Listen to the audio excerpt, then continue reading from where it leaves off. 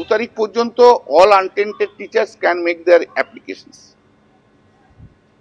irrespective of the fact that whether they have got 45% or 50%.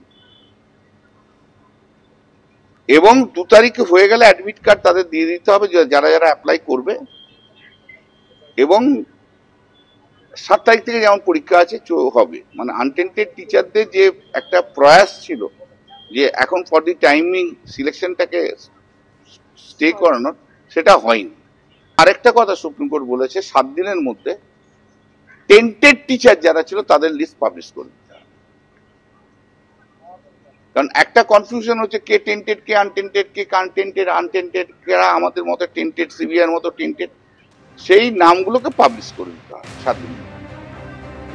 26,000 প্রায় 26,000 চাকরি বাতিল হয়ে গিয়েছে চাল কাকড় আলাদা করা যায়নি বলে। একেবারে যেটা বলা হয়েছিল আদালতের তরফে প্রাতিষ্ঠানিক দুর্নীতি এবং চাকরি হারা শিক্ষকরা তারা বারবার এটা বলেছেন যে এই প্রাতিষ্ঠানিক দুর্নীতির শিকার তারা।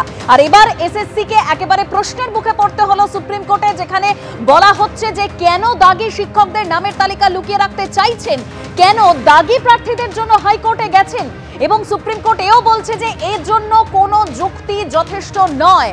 ত্রুটিযুক্ত পরীক্ষা পদ্ধতির জন্য এসএসসি বোর্ড ও সরকার দায়ী। নতুন নিয়োগে কড়া নজর রাখছি, আপনারাও খেয়াল রাখুন। আদালতের নির্দেশ এদিক ওদিক করা হলে আদালত হস্তক্ষেপ করবে। West Bengal central school service commission 2016 সালের যে 4টে নিয়োগ প্রক্রিয়ায় বাতিল হয়েছে, নবম, দশম, একাদশ, দ্বাদশ, গ্রুপ সি, গ্রুপ ডি, তাদের টেন্টেড লিস্ট এখনো পর্যন্ত প্রকাশ করেনি। সেই টেন্টেড ক্যান্ডিডেটদের টাকা ফেরতের নির্দেশ আছে। রাজ্য সরকার টাকা ফেরতের জন্য কোনো প্রকার বন্দোবস্ত করেনি, উল্টে সেই টেন্টেড ক্যান্ডিডেটদের এই নতুন রিক্রুটমেন্ট প্রসেসে বসানোর বন্দোবস্ত করেছিল। আদালতের নির্দেশের ফলে সেই টেন্টেড ক্যান্ডিডেটরা বসতে পারেনি। এবার সেই লিস্ট প্রকাশ না করে তাদের কাছ থেকে টাকা ফেরত না নিয়ে আসলে তাদের সুবিধা করে দেওয়ার চেষ্টা করেছেন। আজকে মহামান্য সুপ্রিম কোর্ট একেবারে নির্দিষ্টভাবে ক্যাটাগরিক্যালি বলেছেন যে এই টেন্টেড লিস্ট 7 দিনের মধ্যে West Bengal central school service কমিশনের ওয়েবসাইটে প্রকাশ করতে হবে। তারা এখনো পর্যন্ত প্রকাশ করেনি একটাই কারণে, তারা আসলে এই টেন্টেড ক্যান্ডিডেটদের কোনোভাবে সাপোর্ট দেওয়ার চেষ্টা করছে। প্রত্যেকে একই দাবি করছিলেন এবং যারা যোগ্য শিক্ষক তাদেরও দাবি ছিল একটাই, যে এই চাল আর কাকড়কে আলাদা করবার যে কথা আপনি বলছেন সেই ব্যবস্থাটা করে দিতে। পরিচ্ছন্নভাবে যারা দাগি, যারা টেন্টেড, যারা চাকরি কিনেছে তাদের চিহ্নিত করতে হবে। এখন তাদের তো বর্তমানে সরকার চিহ্নিত করতে রাজি নয়, কারণ কে চাকরি কিনেছে এবং কে চাকরি বিক্রি করেছে সেটাই হচ্ছে মূল আলোচনার বিষয়।